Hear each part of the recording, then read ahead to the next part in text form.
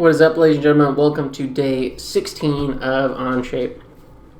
Today, what we're going to do is we're going to make a stop sign. I'm not going to make this to any specific dimensions, not the true dimensions of a stop sign, but approximately sized. And with that, we're going to brush up on some things we've done before, and then I'm going to talk about some new features as well, kind of just good workflow habits. All right, let's go ahead and get started on that. So click on plus sign, create part studio. And here we go.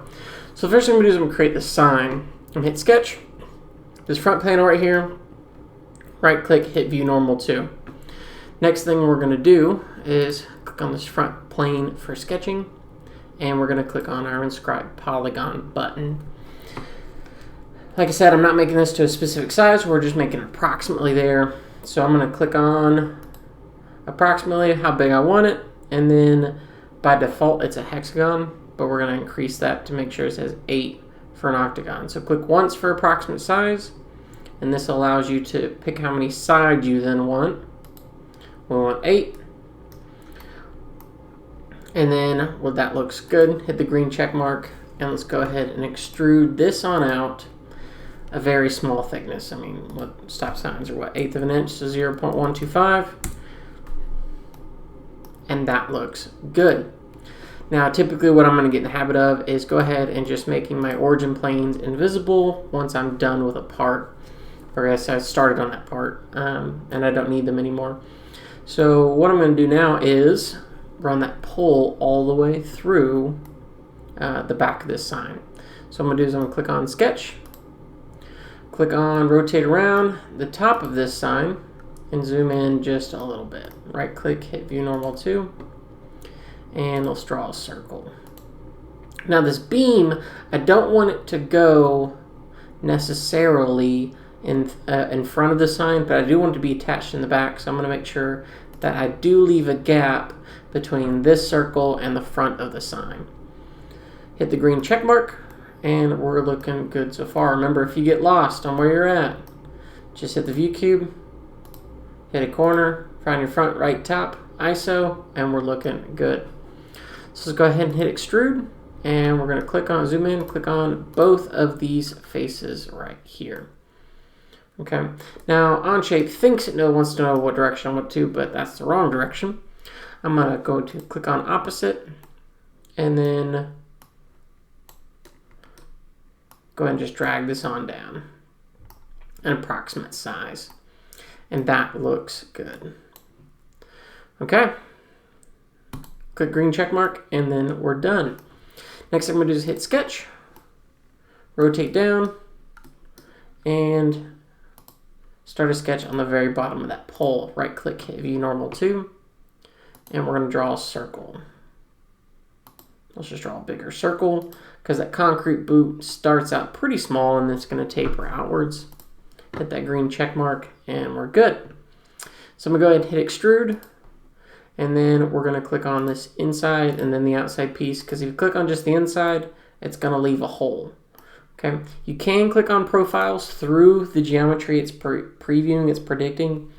If there's other geometry that's in your way, what you can do is actually just make that part invisible and then click on the pieces that you need. But there we go. We've got our piece looking good so far. However, I believe I said we're going to add a draft to that, so let's do that. So let's click on draft, which is kind of like a taper, and let's do a 15-degree draft. Pull this down to where it looks like approximate good size for a boot. Hit the green check mark, and then we're done. Okay, so now we're at a part where I imagine a lot of students, or maybe yourself, are going to want to do is like, all right, let's make our sign red. So hit right click, hit edit appearance, hit red, and the whole thing is now red. And so the problem we run into is that this is all created as one part. And like, uh-oh, what do I do? Do I have to delete things? Not at all. What we're going to do now is we're going to talk about edits within the timeline.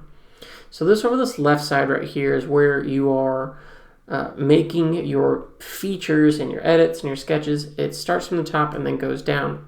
So the second extrusion right here, actually, I didn't want it to be an add. I wanted to make it a new. And when you make it a new, it turns into a new part, correct? And then we notice now extrude 3 needs to be new as well. And that way, the sign and the rod and the base are all different parts. And we can actually even go in here and, where is it? We can rename. So let's go ahead and rename this as sign. And let's rename this as rod.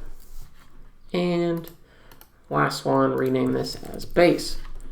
That would be helpful if you start making parts that have multiple different things and you're like, well, what is part 1? And then if you are making more complicated pieces, kind of a good, I would say, workflow ideas is as you're creating those parts, just go ahead and label them with what they are.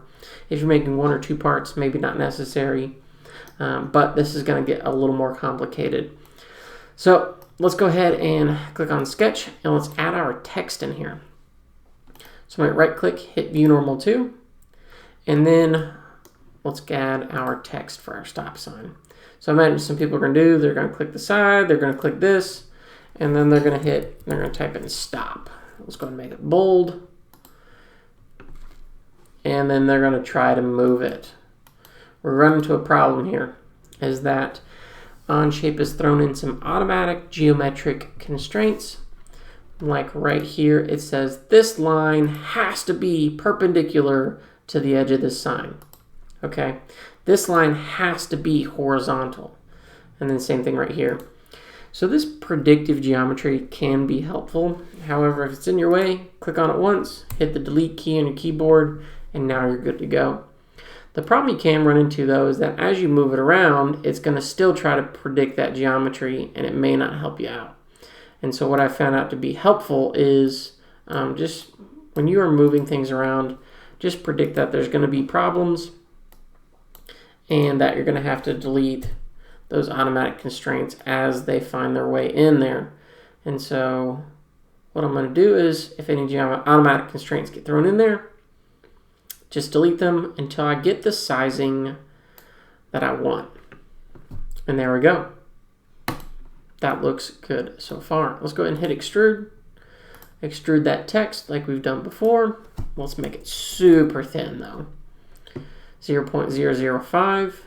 Let's make it a new because it's going to be individual letters. We want those to be different color. But we notice my parts, this part's kind of explode. So how do we make edits to multiple parts without having to click on once and then click on the next? And what we're going to do now here is we're going to select each part. So by just clicking on it once, we've now selected all 4 of those parts. Hit right click, edit appearance for 4 parts. We're going to make those white. And that looks all right. Some people might want to actually make it a little bit better of a white or a brighter white. Let's hit edit appearance. And in this mixer tab, you can actually go for a nice bright white. If it'll let me. Let's try that again. Edit appearance, mixer, bright white.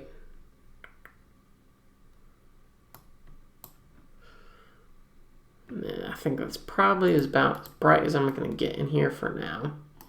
Okay, let's go ahead and make our rod. Let's make that, edit that appearance. Let's make it a darker gray since it's kind of going to be steel. And then our concrete boot. Our base, we're going to edit that appearance and let's make it a lighter gray. And there we go, ladies and gentlemen. We made a better looking stop sign than my other one using a lot of different features, talking about changes in your timeline over here and how you can create changes in there without having to go back and deleting things. You can just double click, make those edits in there, hit the green check mark, and then it'll change everything downstream. Alrighty guys, if you have any questions, comments, concerns, or you would like me to make something particular, feel free to throw them down in the comment section. I would love to hear how things are going. I will be using OnShape in my classroom, and so there's going to be a lot more videos coming soon about joint constraints and automatas and mates and what those look like. But we'll get there when we get there. Alrighty guys, good luck. If you need help, let me know, and I'll catch you on the next video.